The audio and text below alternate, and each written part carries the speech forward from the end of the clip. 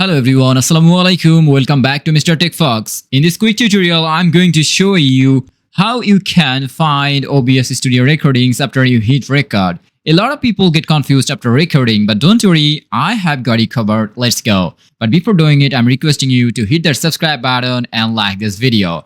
Alright, so first of all, you have to open the OBS Studio app. So normally go to your startup menu bar and here search OBS Studio. So normally open it and then choose launch anyway or something. And here you can see that it's the interface of OBS Studio. Now you have to click on the settings option of this. So normally click on settings.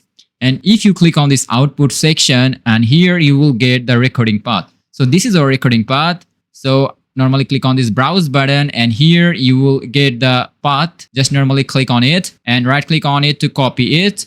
And now if you go to your file manager and paste the path on the list here, just normally paste it and press on enter. So this is the path of your OBS Studio. If you go to this PC and after then planning and then workspace and then CFE.